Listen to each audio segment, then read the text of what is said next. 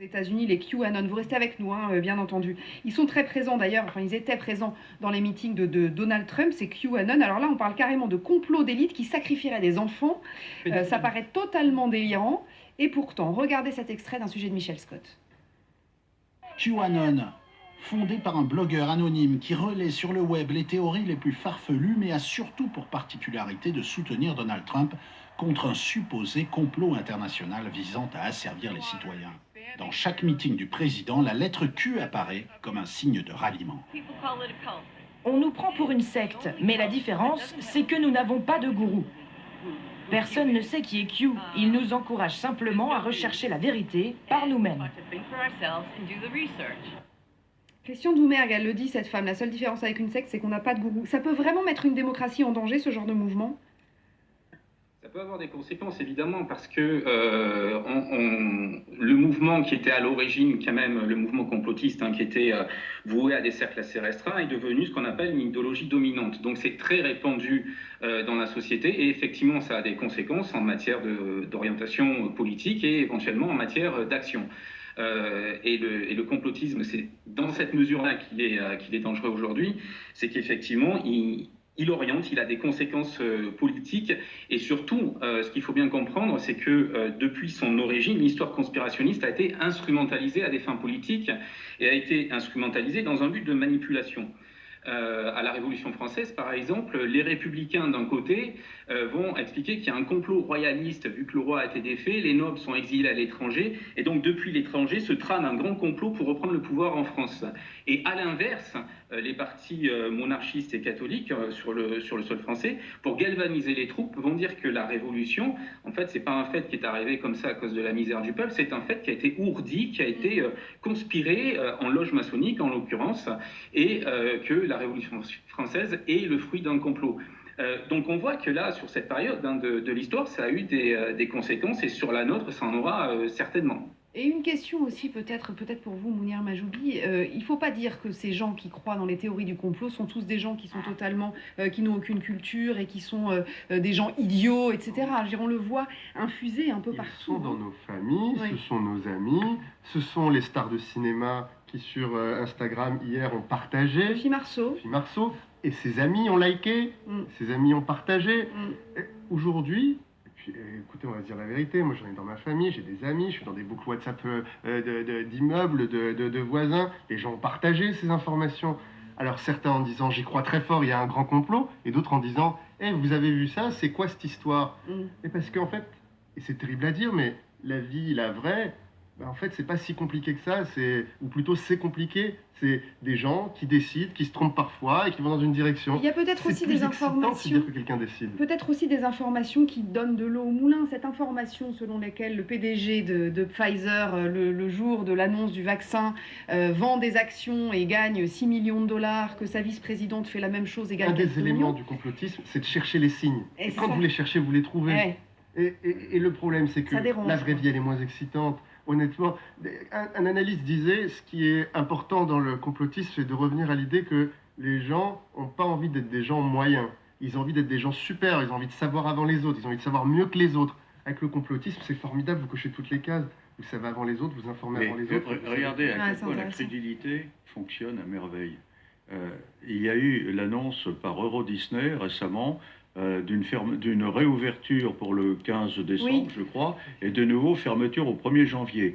Eh bien, beaucoup de gens ont considéré à ce moment-là qu'Euro Disney bénéficiait d'informations confidentielles selon lesquelles le gouvernement lèverait le confinement le 15 décembre et reconfinerait au 1er janvier, alors qu'en réalité, ce sont des dispositions strictement commerciales qui ont amené Euro Disney à choisir ces dates-là. Suivant les époques, moi je me souviens très bien, dans les années 70, la grande affaire, c'était les extraterrestres. Et il y avait Louis Pauwels, intellectuel, qui avait écrit un livre sur justement les calculs, les pétroglyphes dans le désert, etc. À l'époque, c'était les extraterrestres. Maintenant, c'est le grand complot mondial. On voit que les réseaux sociaux permettent, évidemment, amplifient, nourrissent, etc. avec le système des algorithmes qui fait que vous ne voyez que ce qui vous conforte dans vos croyances. Et d'ailleurs, si j'ai bien lu le dossier que consacre Libération aujourd'hui au documentaire dont nous parlons, enfin pseudo-documentaire, c'est quelqu'un qui a beaucoup travaillé sur les sectes, la croyance, la foi, qui est responsable de la réalisation de ce film. Là, j'aimerais avoir votre avis là-dessus, ainsi que celui de notre invité à distance. Moi, quand j'ai regardé, honnêtement, j'ai pas vu la totalité, mais j'en ai vu une bonne partie. J'ai eu le sentiment de me retrouver devant le même genre de procédé qui avait été utilisé par Daesh à son époque, avec des réalisations presque hollywoodiennes sur Internet pour capter l'attention d'un certain nombre de jeunes. La réalisation de ce documentaire, de ce film, est hyper chiadée. Ouais, c'est la meilleure œuvre complotiste francophone qu'on ait jamais eue. Oui, c'est-à-dire que c'est la meilleure recette américaine. C'est clairement l'équivalent d'un reportage télévisé, d'un documentaire télévisé, avec des plans, des longs silences aussi qui sont mis à des moments bien spécifiques et qui justement amplifie un peu la théorie et laisse le temps de réflexion, et c'est assez important effectivement de le souligner. Vous vouliez réagir, Christian Doumergue? Oui, on est dans les moyens de communication actuels, contemporains, avec un langage contemporain. Il faut bien comprendre que les théories du complot ont toujours utilisé les médias contemporains. C'était la presse au 19e siècle. Aujourd'hui, c'est Internet. Et c'est les films, et effectivement, un film qui est bien réalisé. Ce qu'il faut comprendre aussi avec ce film, et ce qu'il faut voir par derrière le discours et par rapport à tout ce qu'on peut critiquer dans le discours, c'est la façon dont il a été fait, ce film. C'est-à-dire, c'est du participant, c'est un financement participatif, et ça a été levé très vite. Donc cette levée de fonds rapide montre que ces idées-là sont très présentes, et que les gens ne sont pas seulement dans la réception, c'est-à-dire on n'est pas seulement passif derrière un écran et on regarde un film. Non, là, on s'engage en finançant un film. Donc, on voit bien que la théorie du complot, elle a des conséquences. Tout à l'heure, vous posiez la question. Oui, effectivement, elle a des conséquences. Et il y a un activisme qui est né de ça. Après, pour expliquer comment aussi ce genre d'idée s'est propagé, il faut bien comprendre outre le contexte très incertain de notre époque, il y a aussi la société de l'information, c'est-à-dire cette espèce de société orwellienne qui s'est installée avec la surveillance globale, avec tout un tas de choses qui relevaient du roman d'anticipation et qui sont devenues ces dernières décennies des réalités. Et ça a joué un rôle majeur. La surveillance globale qui est avérée, il y a eu un certain nombre d'affaires à ce sujet, a cautionné la vision conspirationniste du monde. Christian Doumergue, j'ai une question. Est-ce qu'il y a des raisons de s'inquiéter en France quand on voit par exemple le cas des États-Unis? On parle des QAnon à l'instant. Ça ne se limite pas seulement aux réseaux sociaux, puisqu'on sait qu'au Congrès, notamment, 2 personnes viennent d'être élues au Congrès et ont prêté en quelque sorte allégeance à ce mouvement QAnon ouvertement. Est-ce qu'on se dit que le complotisme peut gagner la politique en France aujourd'hui? Alors, bien sûr, d'ailleurs, je crois bien qu'il y a une politique qui a été un petit peu reprise suite à son intervention dans ce film. Bien sûr, c'est un ressort politique qui a été utilisé en France par tous les partis depuis très longtemps, qui est encore utilisé aujourd'hui, alors plutôt aux extrêmes, mais c'est vrai que cette idéologie s'étendant maintenant à peu près tout le monde, eh bien, les partis moins extrêmes vont l'utiliser aussi très certainement. Ça devient une façon de penser, en fait.